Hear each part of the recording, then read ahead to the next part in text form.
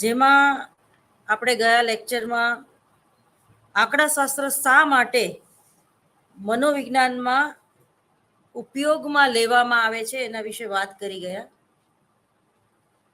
કોઈ પણ વિજ્ઞાનને વિજ્ઞાન બનાવવા માટે સંશોધન કાર્ય થવું એ ખૂબ જ જરૂરી છે. સંશોધન વગર કોઈ પણ વિજ્ઞાન છે એ વિજ્ઞાન બની શકતું નથી. માટે જ આપણે તર્કશાસ્ત્ર એવું કહીએ છીએ, તર્કનું મનોવિજ્ઞાન. તો આંકડાશાસ્ત્ર જે છે એ ગણિતની જ એક ખૂબ જ મહત્વની શાખા છે. મહત્વની શાખા હોવાને કારણે તમે 11મા અને 12મા ધોરણમાં તર્કશાસ્ત્ર એટલે શું એ ભણી ગયા.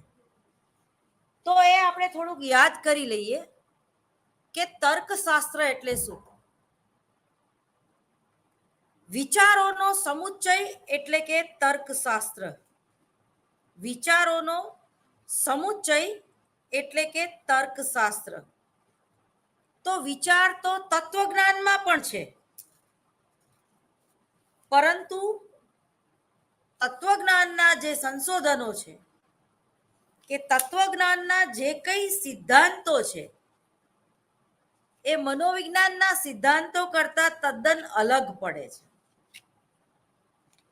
જોકે મનોવિજ્ઞાન વિજ્ઞાન ભલે હોય, પણ એના મૂળ જે છે એ તત્વજ્ઞાનમાં પડેલા છે એવું કહી શકીએ.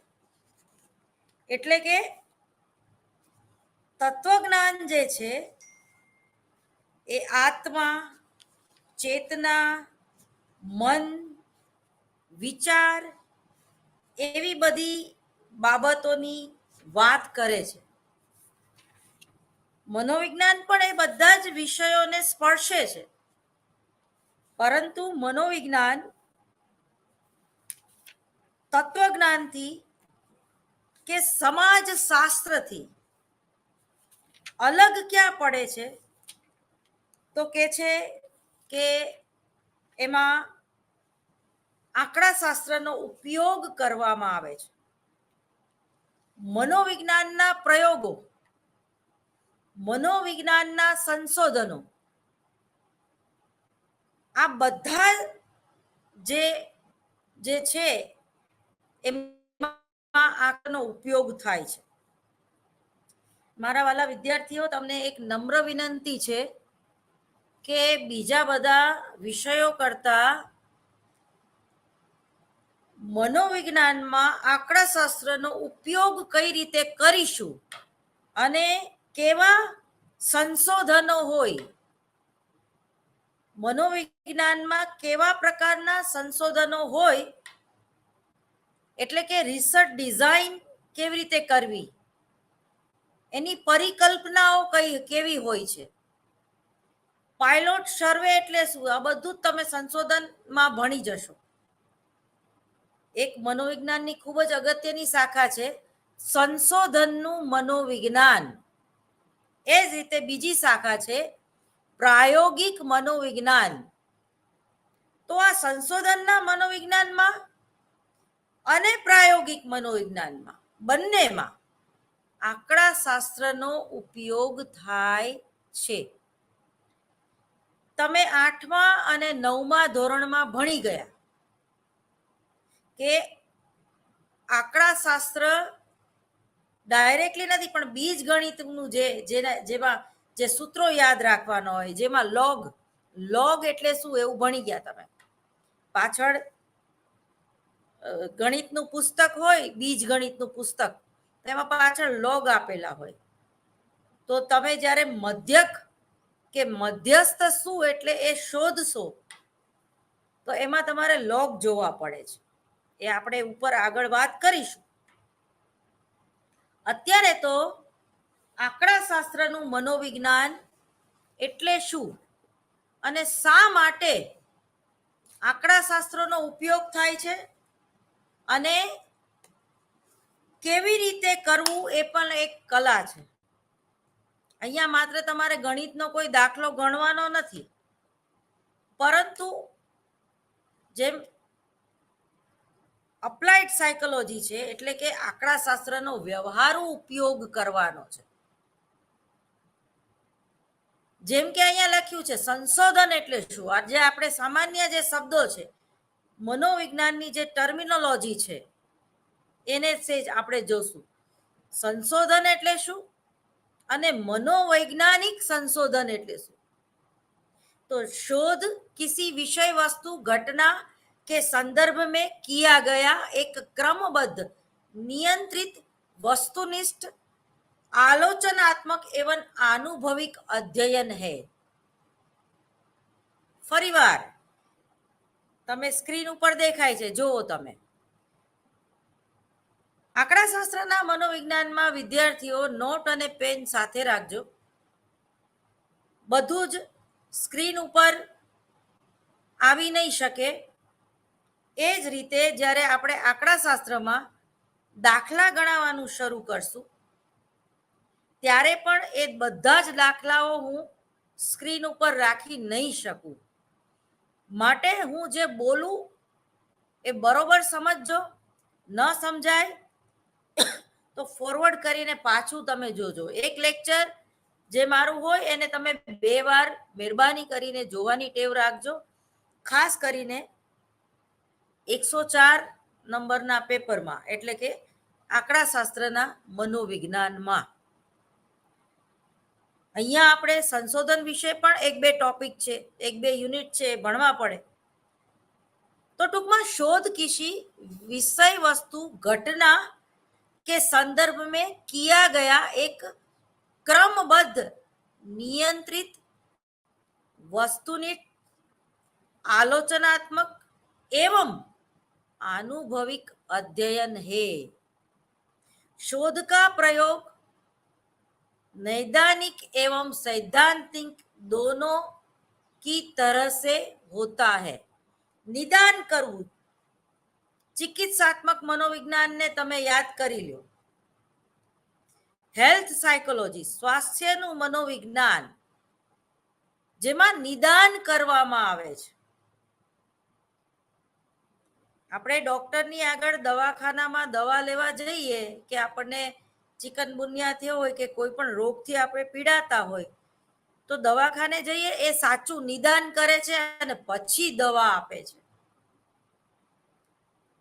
અમુક કોમન દવા હોય છે કે ભાઈ માથું દુખતું હોય તો સ્ટોપેક લેવી, અથવા તાવ આવ્યો હોય તો મેટાડસિન લેવી કે ડોલો ખાવી. પરંતુ જ્યારે ડોલો ખાવાથી એ તમને તાવ રિલીફ ના થાય,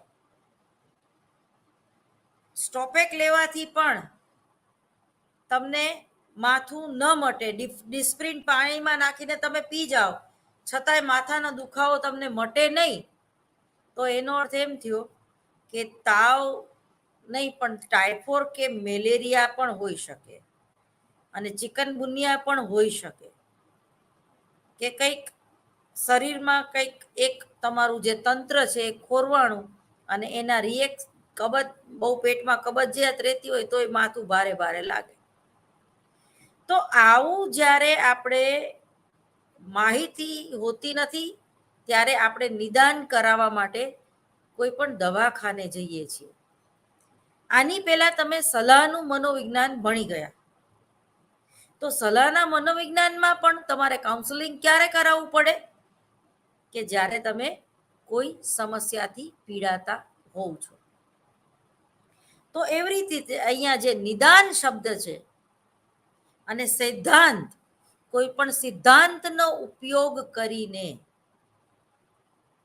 દાખલા તરીકે વોટસનનો સિદ્ધાંત, ફ્રોઈડનો સિદ્ધાંત, ડાર્વિનનો સિદ્ધાંત,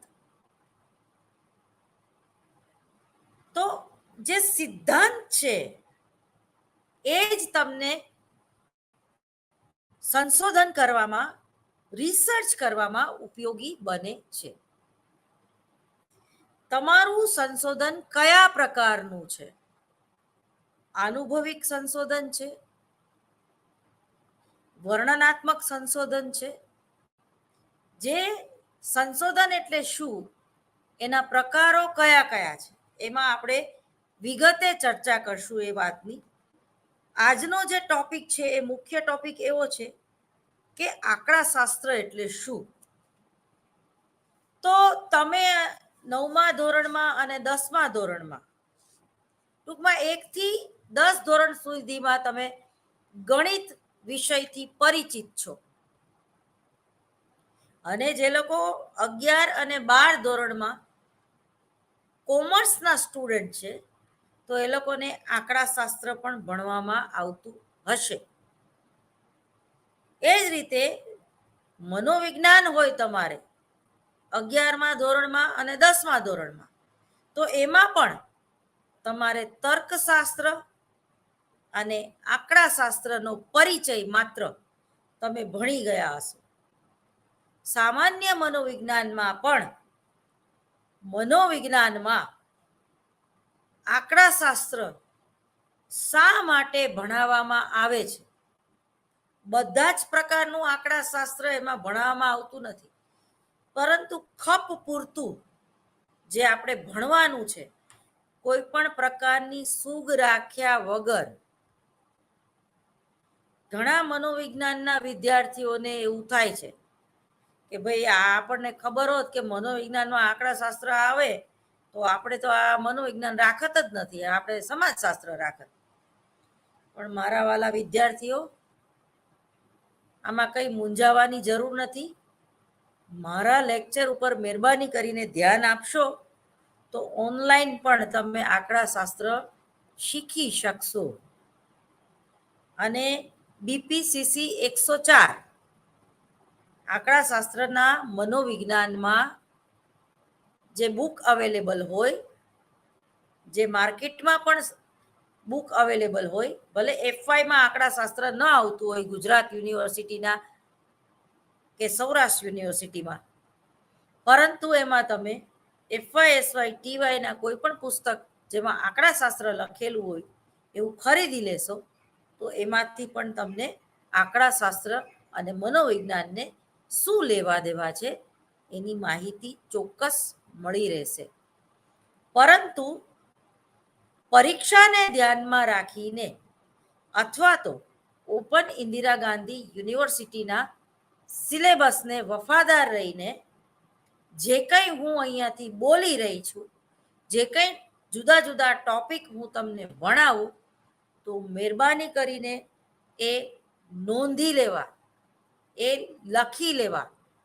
મારી સ્પીડ બીજા બધા વિષયોની શાખા મેં ભણાવી એના કરતાં અહીંયા હું સ્પીડ ધીમી રાખીશ, જેથી કરીને તમે નોટ ડાઉન કરતા હોય, તમે લખતા હોય, તમે દાખલો ગણતા હોય, તમે મધ્યક અને મધ્યસ્થની વ્યાખ્યા લખતા હોય તો તમે લખી શકો. માટે તો સૌથી પહેલા તો તમે તમારા મગજમાં બેસાડી લ્યો કે આંકડાશાસ્ત્ર એ ગણિતની એક મહત્વની શાખા છે.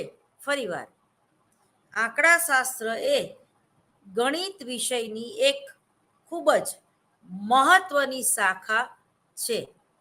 એકાઉન્ટન્સી જેને આપણે કહીએ છીએ, કોમર્સમાં એ ભણવામાં આવે, બરાબર. જમા અને ઉધાર હિસાબ તમારે લખવા હોય તો પણ તમારે એ ગણિતની કે આંકડાશાસ્ત્રનો તમારે ઉપયોગ કરવો પડે છે.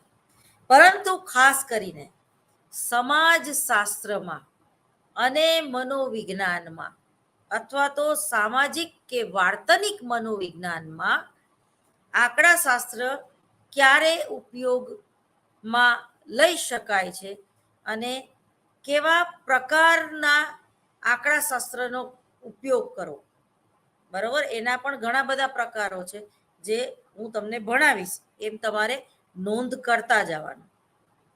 તો ચોક્કસ હેતુ અનુસાર, બરાબર, ચોક્કસ હેતુ અનુસાર અનેકવિધ પરિબળોની અસર નીચે આવતી, અનેક હેતુ અનુસાર અનેકવિધ પરિબળોની અસર નીચે આવતી પરસ્પર સંબંધ ધરાવતી સંખ્યાત્મક માહિતીનું એકત્રીકરણ, વર્ગીકરણ અને પૃથ્થકરણ કરી તેના પરથી નિષ્કર્ષો તારવવાની પ્રયુક્તિઓના શાસ્ત્રને આંકડાશાસ્ત્ર કહેવામાં આવે છે. જે લોકો લખતા હોય એ લોકોની માટે ફરીવાર આ વ્યાખ્યા બોલી જાઉં છું, પ્લીઝ નોટ ડાઉન કરજો તમે. ચોક્કસ હેતુ અનુસાર અનેકવિધ પરિબળોની અસર નીચે આવતી પરસ્પર સંબંધ ધરાવતી સંખ્યાત્મક માહિતીનું એકત્રીકરણ, વર્ગીકરણ અને પૃથ્થકરણ કરી તેના પર નિષ્કર્ષો તારવવાની પ્રયુક્તિઓના શાસ્ત્રને આંકડાશાસ્ત્ર કહેવામાં આવે છે. ક્લિયર? તો હવે આપણે આગળ વધીએ.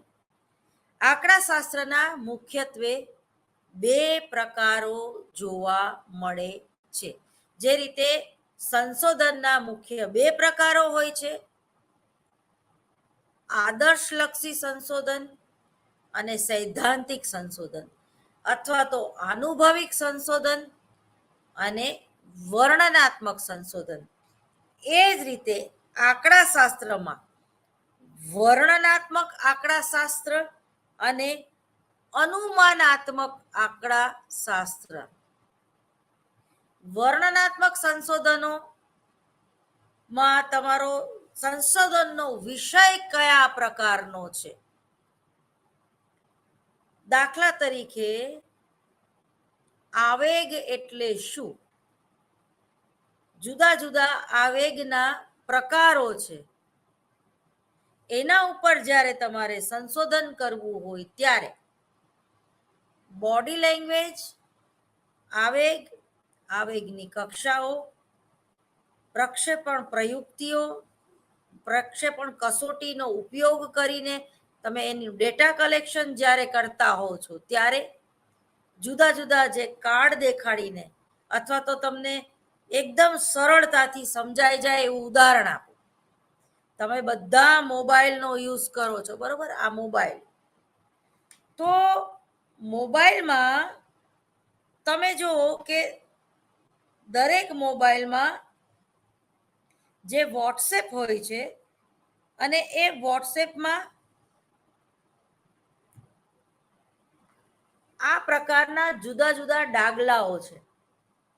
તમે જોઈ શકો છો, તમારા મોબાઈલમાં પણ તમે જોઈ શકો છો. તો આ પ્રકારના જે જુદા જુદા ડાગલાઓ છે એ શું દર્શાવે છે? આવેગ દર્શાવે છે. એક ડાગલું રોતું હોય, એક ડાગલું આઈ મિસ યુ કહેતું હોય, એક ડાગલું આઈ લવ યુ કહેતું હોય, એક ડાગલું તમને બેસ્ટ ઓફ લક કહેતું હોય. તો એ તમને ખાલી કોઈ ભાષા નથી, ખાલી એ ડાગલા એના જે સિમ્બોલ છે એના ઉપરથી તમે સમજી જાઓ છો કે સામેની વ્યક્તિએ મને વોટ્સએપમાં આ 4 ડાગલા મૂક્યા, તો એ 4 ડાગલા દ્વારા એને ખૂબ જ હસવું આવે છે એવું કહેવા માંગે છે, અથવા તો એ બહુ સેડ છે એવું કહેવા માંગે છે. કોઈ વ્યક્તિને આ મૃત્યુની નોંધ આવે અને એ ડાગલું જુદું હોય છે, અને કોઈ વ્યક્તિ કોંગ્રેચ્યુલેશન્સ આપણને કહે તો એ ડાગલાના આવેગો જુદા હોય છે. તો એ આવેગના મનોવિજ્ઞાન ઉપરથી જ આ મોબાઈલમાં રાખેલા જુદા જુદા સિમ્બોલની શોધ થઈ છે. ક્લિયર? તો એને કેવું કહેવાય? વર્ણનાત્મક સંશોધન કહેવાય. આવેગનો અભ્યાસ જ્યારે તમે કરો છો, કોઈ પણ મનોવલણ પૂર્વગ્રહનો અભ્યાસ જ્યારે તમે કરી રહ્યા છો, જ્યારે તમે પ્રત્યક્ષીકરણમાં સંવેદનના નિયમો, સંગઠનના નિયમોની તમે કંઈ પણ સંશોધન કરી રહ્યા છો, કે એ પ્રકારનું સંશોધન જેનો આપણે વ્યવહારુ ઉપયોગ વધારે કરીએ છીએ. આનુભવિક સંશોધનો, જેને અહીંયા વર્ણનાત્મક સંશોધન કહેવામાં આવ્યું છે. વર્ણનાત્મક ટૂંકમાં આંકડાશાસ્ત્ર. તો આંકડાશાસ્ત્ર એટલે શું? એના પ્રકારો કયા કયા? તો એમાં બે મુખ્ય પ્રકારો આવી શકે કે વર્ણનાત્મક આંકડાશાસ્ત્ર અને બીજું કેવું, અનુમાનાત્મક આંકડાશાસ્ત્ર. ફરીવાર આપણે તર્કશાસ્ત્રને યાદ કરી જઈએ. તર્કશાસ્ત્રમાં આપણે ભણવામાં આવતું, જો વરસાદ આવશે તો સારો પાક થશે, જો મારી સગાઈ થશે તો મારા લગ્ન થશે, જો મને પ્રેમ થશે તો જ હું લગ્ન કરીશ, જો મને ડિસ્ટિંક્શન આવશે તો હું આઈએલ્સની એક્ઝામમાં બેસી શકીશ. કોણ બનેગા કરોડપતિના બધા જ જવાબો સાચા પડશે તો હું કરોડપતિ બની શકીશ. જો અને તો વચ્ચેનો સંબંધ, અનુમાન. કોઈ પણ બાબતનું અનુમાન, દાખલા તરીકે તમને આ ટાઈમિંગની ખબર નથી કે તમે કેટલી મિનિટથી ભણાવો છો, પણ એક અનુમાન હોય છે કે 10 મિનિટ થઈ ગઈ હશે, તો ટૂંકમાં અનુમાનાત્મક આંકડાશાસ્ત્ર. મુખ્યત્વે જો ગણિત અહીંયાથી અલગ પડે છે. ગણિતમાં ક્યાંય વર્ણનાત્મકતા ન હોય કે અનુમાન કે ન લગાડવાનું હોય, પણ એ ચોક્કસ હોય 2 ને 2 4 જ થાય. જ્યારે મનોવિજ્ઞાનના સંશોધનોમાં 2 ને 2 4 ન પણ થાય, 2 ને 2 3 પણ થાય અને 2 ને 2 5 પણ થાય. 0.0 સાર્થકતાનું લેવલ પણ હોઈ શકે. કોઈ પણ પરિકલ્પના, હાઇપોથિસિસ જે છે એને તમે સ્વીકારવી પણ પડે, યથાવત પણ રાખવી પડે અને એનો ઇનકાર પણ કરવો પડે કે ઉપરોક્ત પરિકલ્પના સાર્થક નથી. અહીંયા સાર્થકતાની કક્ષા એટલે શું એ આપણે આગળ ઉપર ભણાવતા જોશું. યુનિટ 1ની આપણે વાત કરીએ તો કે આંકડાશાસ્ત્ર એટલે શું અને એના પ્રકારો કયા કયા હોય છે. તો મુખ્યત્વે 2 પ્રકાર હોય છે, વર્ણનાત્મક આંકડાશાસ્ત્ર અને અનુમાનાત્મક આંકડાશાસ્ત્ર.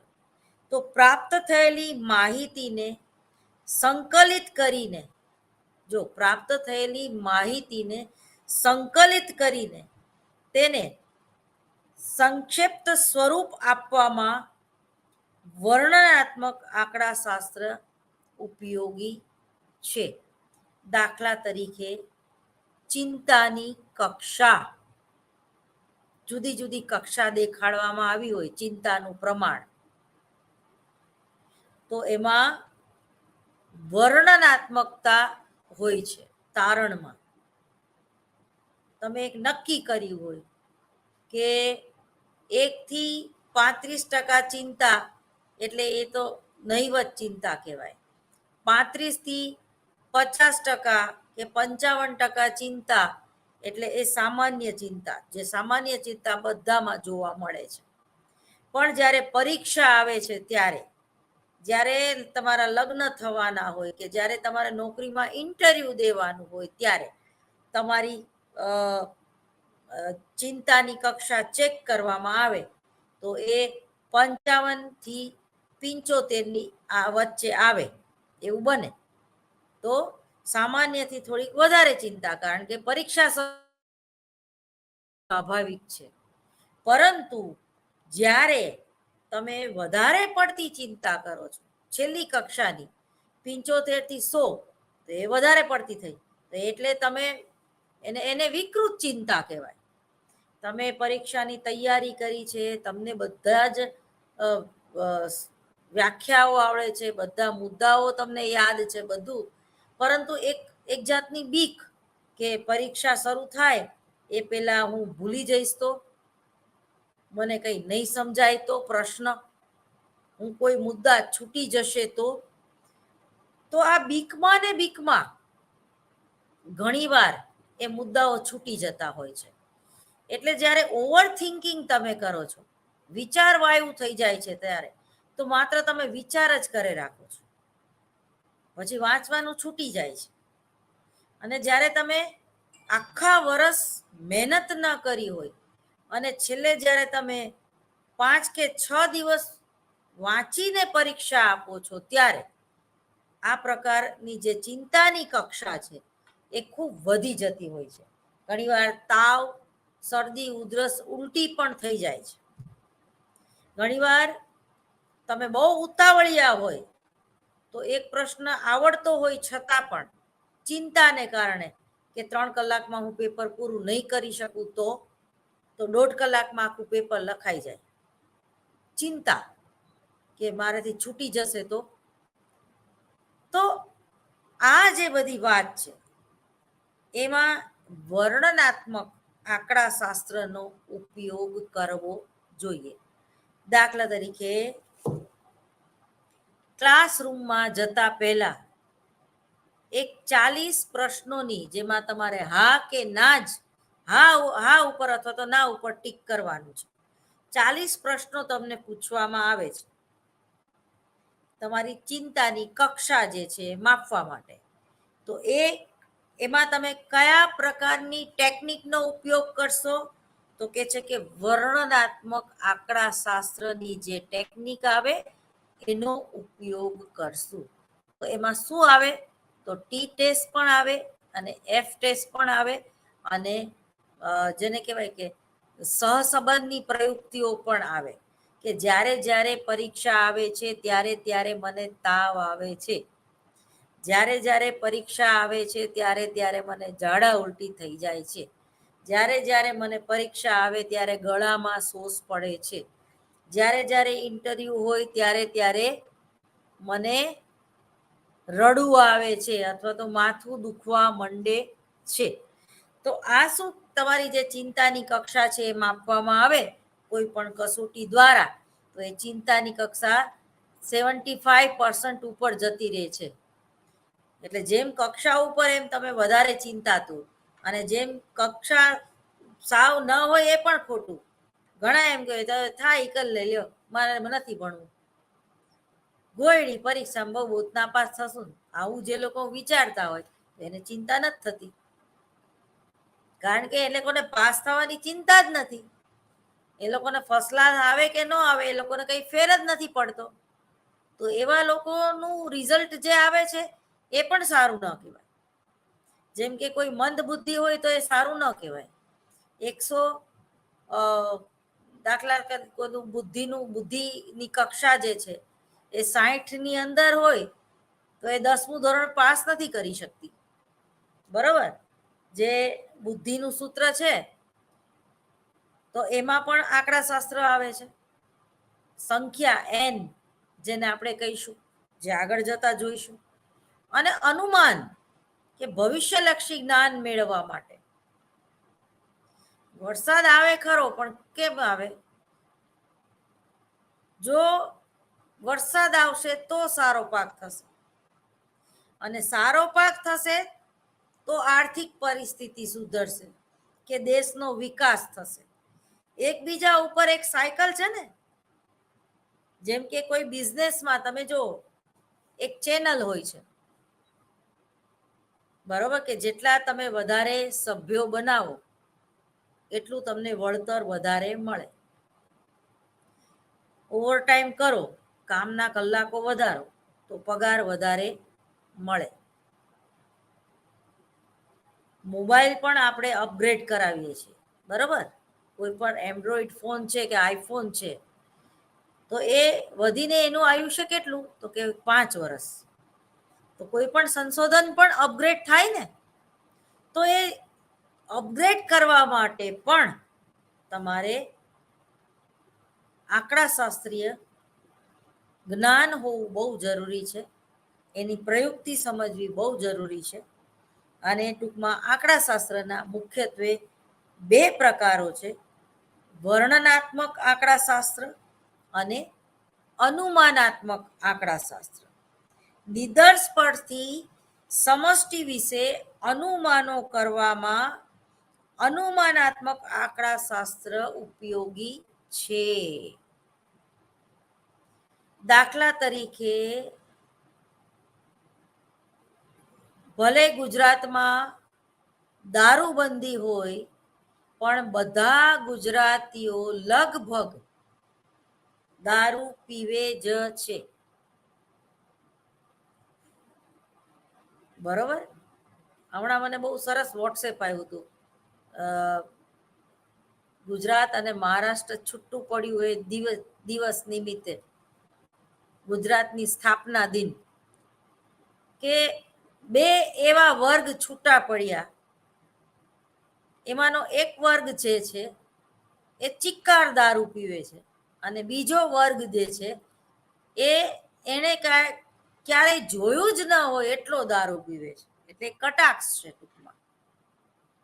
એ જ રીતે ગુજરાતી જ્યાં જાય ત્યાં પોતાનો રસ્તો કરી લે. ધીરુભાઈ અંબાણી એ ગુજરાતી છે, એટલે ગુજરાતનો માણસ બિઝનેસ કરવામાં, ધંધો કરવામાં ક્યાંય પાછો પડે નહીં.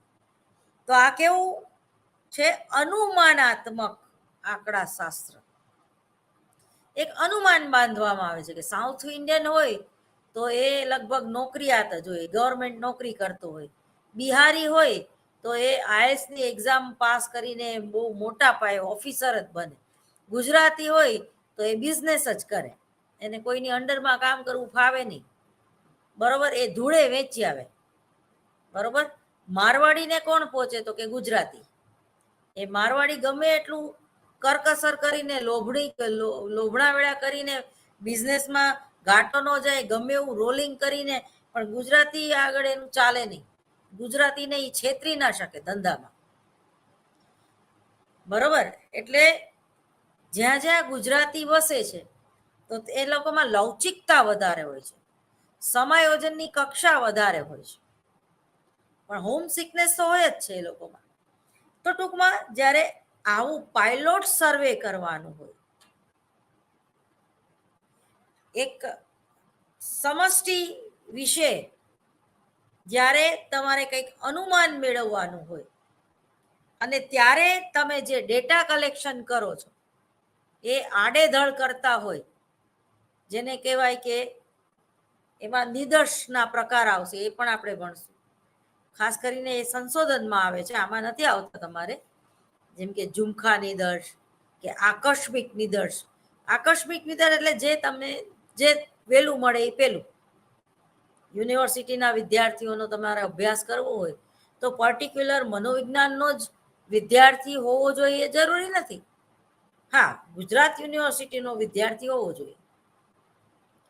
તો એ પાયલોટ સર્વે કરો છો તમે 30 લોકોનું સેમ્પલ લઈને, કે એક જોગ્રાફી ડિપાર્ટમેન્ટનો હોય, એક બોટની ડિપાર્ટમેન્ટનો હોય, એક સાયકોલોજી ડિપાર્ટમેન્ટનો હોય, એક આંકડાશાસ્ત્ર ડિપાર્ટમેન્ટનો હોય, એ બધાનું ડેટા કલેક્શન કરો છો અને પાયલોટ સર્વે કરો છો કે ગુજરાત યુનિવર્સિટીના વિદ્યાર્થીઓના કેમ્પસ ઇન્ટરવ્યુમાં એ લોકોનું પરફોર્મન્સ બહુ જ સારું હોય છે.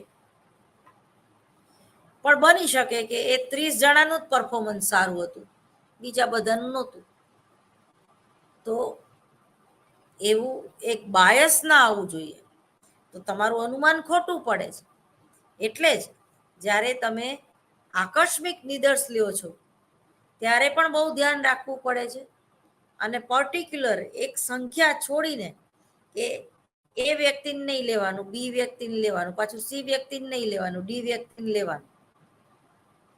તો તમારા સંશોધનમાં તમારે ઉલ્લેખ કરવો પડે છે કે દાખલા તરીકે 4 ડિપાર્ટમેન્ટ હોય તો 4 ડિપાર્ટમેન્ટમાંથી ચોથી બેન્ચે બેઠેલા વિદ્યાર્થીઓનું જ ડેટા કલેક્શન કરવાનું, પછી 8મી બેન્ચે બેઠેલા વિદ્યાર્થીઓનું જ ડેટા કલેક્શન કરવાનું, 12મી બેન્ચે બેઠેલા ડેટા કલેક્શનનું જ પેલું કરવાનું, એનો ડેટા લેવાનો. તો એક પર્ટિક્યુલર તમે જો, જેમ પેલું સિરિયલ કિલર હોય છે એમ, કે હાલો પેલા બધાની આંગળી કાપીને પછી ગળું દબાવે છે. એટલે કોઈ એક જ વ્યક્તિએ આ ખૂન કર્યું હોવું જોઈએ. ખૂન 4 જણાના કરેલા છે, જુદા જુદા દિવસે, જુદા જુદા સ્થળે, જુદા જુદા ગામે. પણ એને શું કહેવાય? સિરિયલ કિલર એટલે કે એક પર્ટિક્યુલર એ છાપ છોડી જતો હોય છે.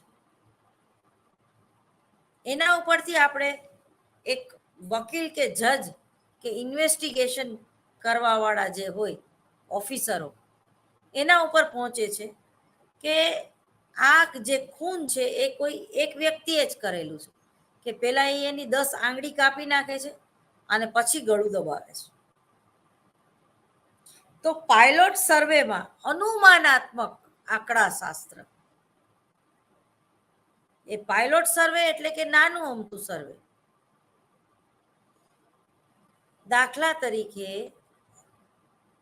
આપણું આ શરીર જે છે એ પંચ તત્વનું બનેલું છે.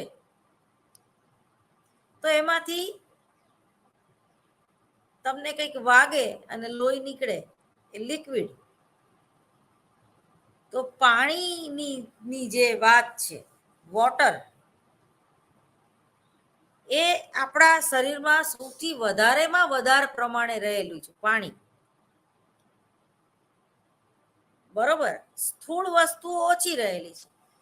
પવન, તો શ્વાસોશ્વાસની ક્રિયા દ્વારા આપણે ઓક્સિજન લઈએ છીએ અને કાર્બન ડાયોક્સાઇડ બહાર કાઢીએ છીએ, એટલે વાયુની પણ આપણને જરૂર પડે છે.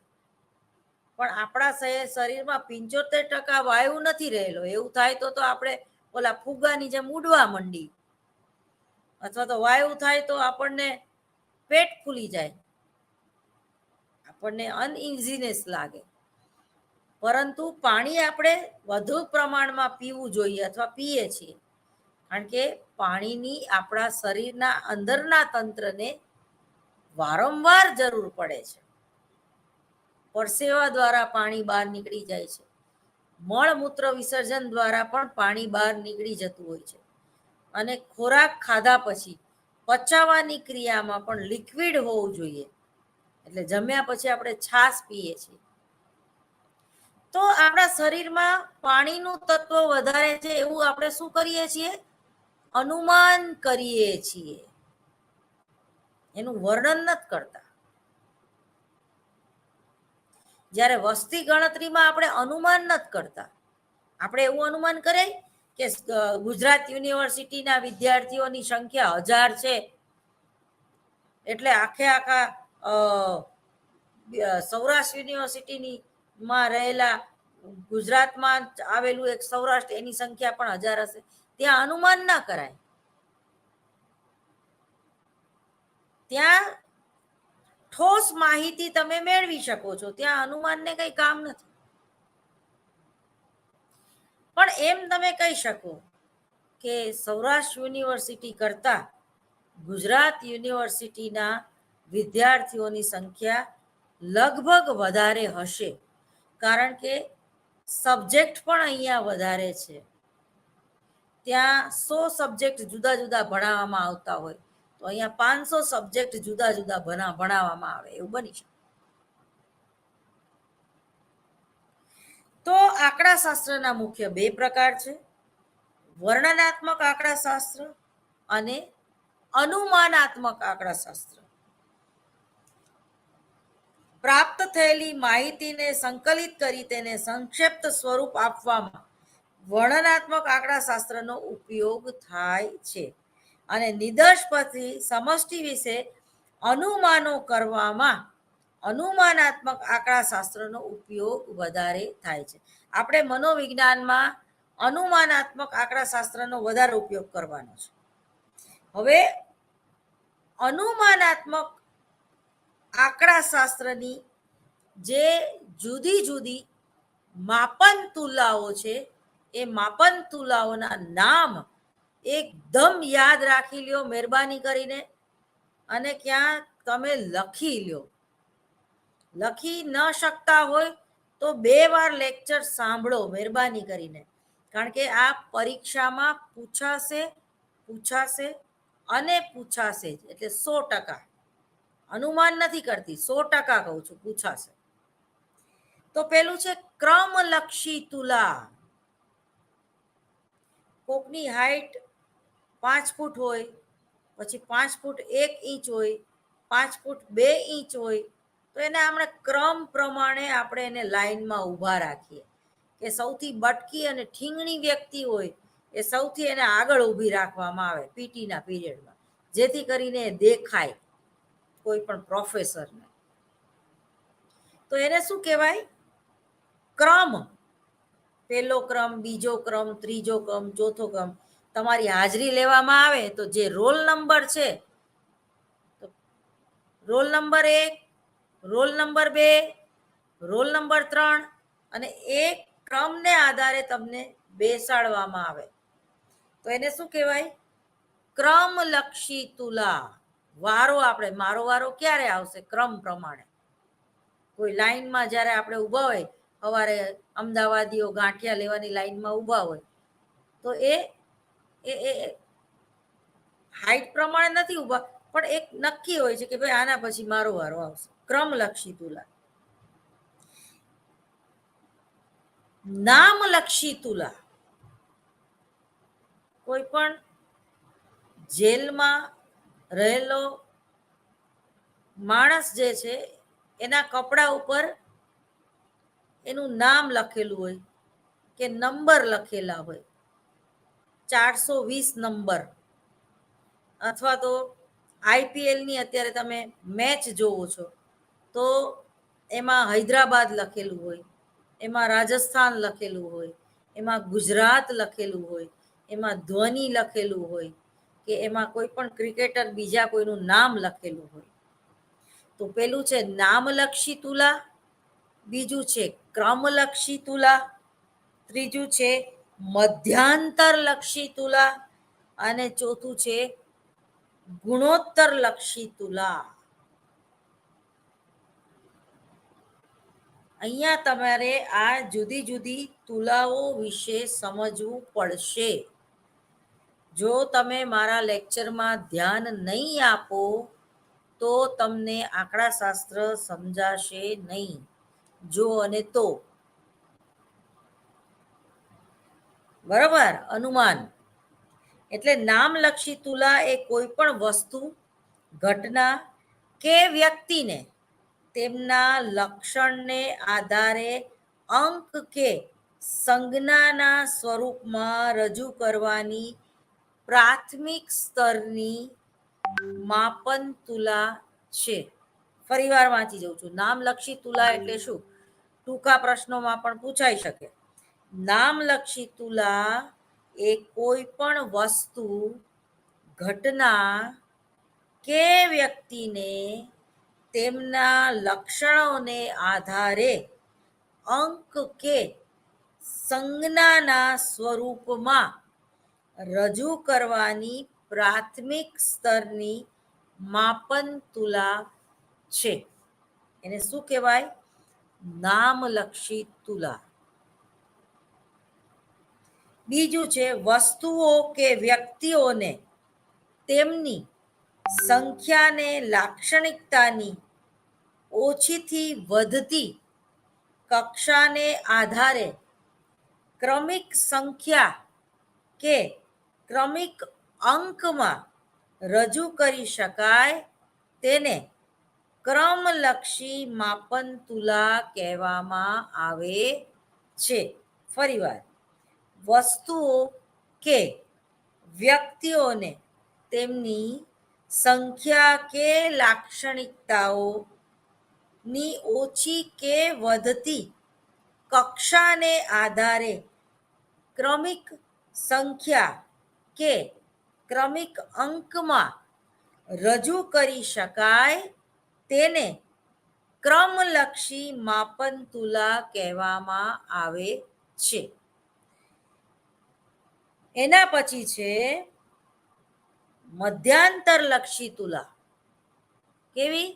તો કે છે કે મધ્યાંતરલક્ષી તુલા તો તુલામાં ચઢતા કે ઉતરતા કોઈ પણ ક્રમમાં માપનના બે નજીકના બિંદુઓ વચ્ચે એક સરખા એકમનો તફાવત હોય છે. મેં તમને કીધું હતું ને, એ છોડીને બી, બી છોડીને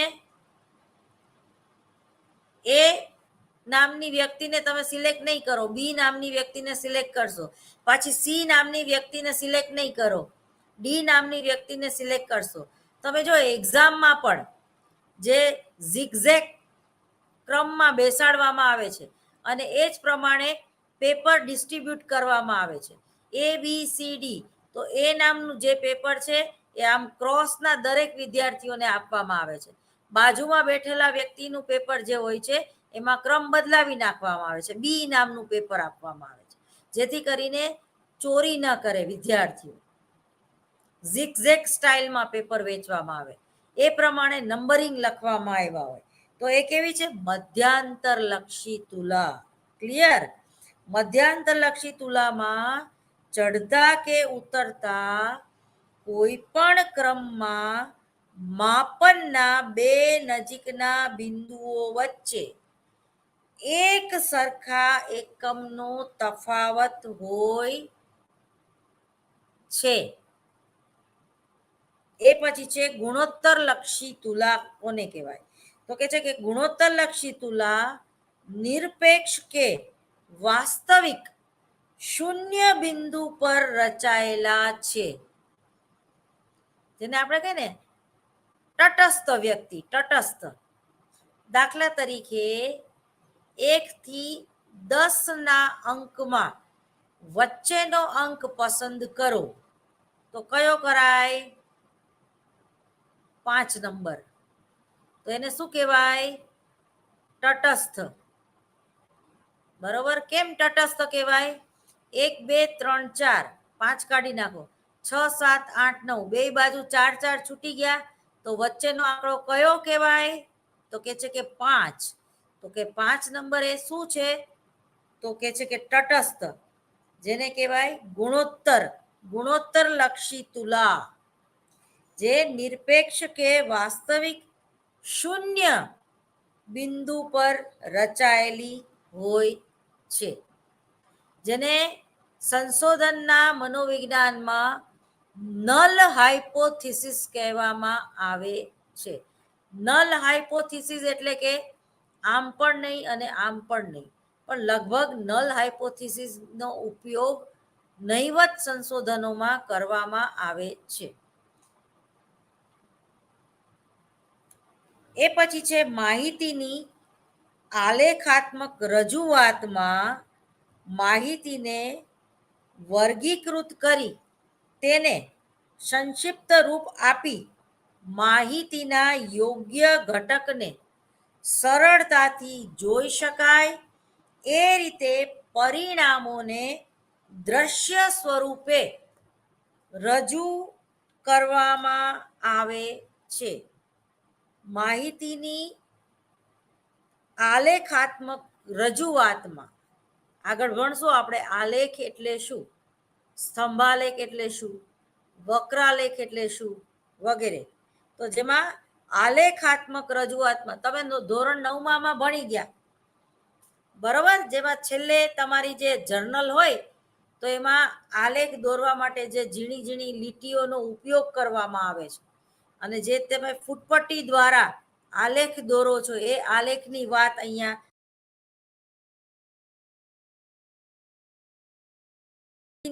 આલેખાત્મક રજૂઆતમાં માહિતીને વર્ગીકૃત કરી તેને સંક્ષિપ્ત રૂપ આપી માહિતીના યોગ્ય ઘટકને સરળતાથી જોઈ શકાય એ રીતે પરિણામોને દ્રશ્ય સ્વરૂપે રજૂ કરવામાં આવે છે. સમજાઈ ગયું? મનોવિજ્ઞાનના પ્રયોગો. પ્રાયોગિક મનોવિજ્ઞાનમાં સ્તંભાલેખનો ઉપયોગ થાય છે, વક્રાલેખનો ઉપયોગ થાય છે. દાખલા તરીકે શિક્ષણ સંક્રમણનો પ્રયોગ, જેમાં વક્રાલેખનો ઉપયોગ થાય છે. એ જ રીતે અભિસંધાનનો પ્રયોગ, વિલોપન જ્યારે થતું હોય ત્યારે રિગ્રેશન મેથડની પણ આપણે ટેકનિક લેવી પડે. એ આપણે આગળ સંશોધનનું જ્યારે ભણાવશું ત્યારે એની વાત કરીશું. તો ટૂંકમાં કહેવાનો મતલબ એમ છે કે કોઈ પણ સંશોધન જે છે, જો આને કહેવાય આલેખ, બરોબર. જો આ જે છે એ શું બતાવે છે, એની કક્ષા બતાવે છે, સમજી લ્યો બરોબર. તો જેમાં ગુણોત્તર લક્ષી તુલા નિરપેક્ષ કે વાસ્તવિક શૂન્ય બિંદુ પર રચાયેલી હોય, જે વચ્ચેનું જે છે 68.26, બરોબર. જ્યારે પાયલોટ સર્વે કરવું હોય ત્યારે આ પ્રકારનો સ્તંભાલેખનો ઉપયોગ કરવામાં આવે છે. જ્યારે સ્ટેટિસ્ટિકલ એનાલિસિસમાં આપણે ફ્રોઇડન થિયરીનો ઉપયોગ કર્યો હોય, વિશ્લેષણ, મનોવિશ્લેષણ, જેમાં ઈડ, ઈગો અને સુપર ઈગોની જ્યારે વાત કરવાની હોય ત્યારે, તો જે વચ્ચેની લીટી છે, તો કોઈ પણ વ્યક્તિ ઈડનો એનામાં ઈડની પેલી પણ બહુ ઓછી હોય છે અને સુપર ઈગોમાં પણ બહુ ઓછી વ્યક્તિ જીવતી હોય છે, પણ દરેક વ્યક્તિ ઈગોઇસ્ટિક હોય છે. એવું જ્યારે કંઈક દર્શાવવું હોય ત્યારે આ પ્રકારની ડિઝાઇન દેખાડવામાં આવે છે. તો માહિતીની આલેખાત્મક રજૂઆતમાં માહિતીને વર્ગીકૃત કરીને તેને સંક્ષિપ્ત રૂપ આપી માહિતીના યોગ્ય ઘટકોને સરળતાથી જોઈ શકાય એ રીતે પરિણામોને દ્રશ્ય સ્વરૂપે રજૂ કરવામાં આવે છે. આમાં તમે જો પ્રતિનિધિત્વની વાત છે, આ આલેખમાં શેની છે કે જે તમે પાયલોટ સર્વે કર્યું તો એ કેટલા ટકા પ્રતિનિધિત્વ દર્શાવે છે સમષ્ટિને, તો કે છે કે 99.9%. તો એ સારામાં સારું કહેવાય. તો વિશ્વસનીયતા અને યથાર્થતા આ સંશોધનમાં ભારોભાર ભરેલી છે એવું કહી શકાય. ટૂંકમાં વર્ગીકૃત માહિતી પરથી પાઈ ચાર્ટનો સૌથી વધુ ઉપયોગ થાય છે.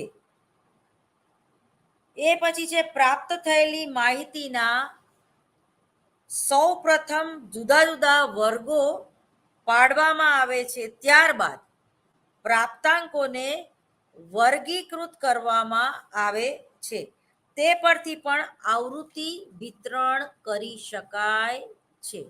આજે આવૃત્તિ વિતરણ દેખાડવામાં આવ્યું એની વાત થાય છે, બરોબર. આવૃત્તિ વિતરણની માહિતીને રેખાકૃતિ દ્વારા દર્શાવવા આવૃત્તિ બહુકોણ દોરવામાં આવે છે. દરેક વર્ગના મધ્ય બિંદુઓને એક પછી એક સીધી રેખામાં જોડતા આવૃત્તિ બહુકોણ તૈયાર થઈ શકે છે. મધ્યાંતરલક્ષી અથવા તો ગુણોત્તરલક્ષી માહિતી હોય ત્યારે સ્તંભાલેખ અથવા તો આવૃત્તિ બહુકોણ તૈયાર કરવામાં આવે છે. મધ્યવર્તી સ્થિતિના જુદા જુદા 3 માપમાં લેવામાં આવે છે. જો આ મનોવિજ્ઞાનમાં ખાસ ઉપયોગી છે. એમાં પેલું છે મધ્યક, બીજું છે મધ્યસ્થ અને ત્રીજું છે બહુલક. તો પ્રાપ્તાંકોના સરવાળાને પ્રાપ્તાંકોની સંખ્યા વડે ભાગવાથી જે સંખ્યાંક પ્રાપ્ત થાય છે તેને મધ્યક કહેવામાં આવે છે. એનું સૂત્ર યાદ કરી જજો, બુકમાં લખ્યું છે, જોઈ લેજો. મધ્યક કૌંસમાં એક્સ ઉપર એક લીટી કૌંસ પૂરો બરાબર એક્સ EX છેદમાં n કૌંસમાં લખવાનું અવર્ગીકૃત માહિતી માટે, જેનું વર્ગીકરણ ન કરી શકાય એવી માહિતી માટે જ્યારે તમારે સ્ટેટિસ્ટિકલ એનાલિસિસ કરવાનું હોય ત્યારે તમારે આ સૂત્ર લેવું પડે, જે હું ફરીવાર બોલું છું. મધ્યક કૌંસમાં એની ઉપર આડી લીટી બરાબર ઈ એક્સ છેદમાં એન. તો આને શું કહેવાય? અવર્ગીકૃત માહિતીમાં વપરાતું સૂત્ર. હવે બીજું મધ્યક કેવું હોય છે? તો કે છે કે વર્ગીકૃત માહિતી, જેનું વર્ગીકરણ કરવામાં આવે છે કે ભાઈ 30 બ્રાહ્મણો, 30 દરબારો, 30 કાઠી દરબાર વગેરે વગેરે, કે લુહાણા કે નાગર. તો એ વર્ગીકરણ કર્યું ને આપણે જ્ઞાતિનું. તો એ જ્યારે વર્ગીકરણ કરી શકાય એવું હોય ત્યારે મધ્યક કૌંસમાં એક્સ એની ઉપર લીટી બરાબર એક્સ એફ એક્સ. જો શેનો વધારે થયો? ઈ એફ એક્સ. ઓલામાં ઈ એક્સ હતું, તો આમાં ઈ વચ્ચે એફ આવી ગયો, એફ એક્સ છેદમાં એન. તો આ સૂત્રનો ઉપયોગ તમારે ક્યારે કરવાનો? તો કે છે કે વર્ગીકૃત માહિતી હોય ત્યારે. પ્રાપ્તાંકોની સંખ્યામાં મધ્યસ્થ એવો પ્રાપ્તાંક છે જેની નીચે અડધા પ્રાપ્તાંકો રહેલા છે અને જેની ઉપર અડધા પ્રાપ્તાંકો રહેલા છે. તમે આકૃતિમાં જોઈ શકો છો. પ્રાપ્તાંકોને ચડતા કે ઉતરતા ક્રમમાં ગોઠવ્યા બાદ મધ્યમાં આવતા પ્રાપ્તાંકોની કિંમતને મધ્યસ્થ કહેવામાં આવે છે. આ શેના ઉપર? તો કે અવર્ગીકૃત માહિતી. તો હવે મધ્યસ્થનું સૂત્ર શું છે? હવે અત્યારે તો આપણે મધ્યકનું સૂત્ર જોઈ ગયા. તો હવે મધ્યસ્થ બરાબર એલ વધતા એન છેદમાં 2, એની બાજુમાં માઇનસ સી એફ અને એના છેદમાં એફ એમ ગુણ્યા આઈ. તો આ વર્ગીકૃત માહિતી માટે છે. એટલે કે જ્યારે તમને મધ્યસ્થ મધ્યસ્થ તમારે સમજાવવાનું હોય કે મધ્યસ્થ આનો શોધો એવું કે ત્યારે આ સૂત્રનો ઉપયોગ કરવાનો, જે તમારા પુસ્તકમાં અવેલેબલ છે, ચિંતા કરવાની જરૂર નથી. પ્રાપ્તાંકોની શ્રેણીમાં જે પ્રાપ્તાંક સૌથી વધુ વખત આવતો હોય તેને બહુલક કહેવામાં આવે છે. ફરીવાર, પ્રાપ્તાંકોની શ્રેણીમાં જે પ્રાપ્તાંક સૌથી વધુ વખત આવતો હોય એને બહુલક કહેવામાં આવે છે. જ્યારે માહિતી અવર્ગીકૃત હોય ત્યારે, હવે પછી આપણે આવતા લેક્ચરમાં જોશું. અત્યારે ટાઈમ ઇઝ ઓવર. મને રજા આપશો.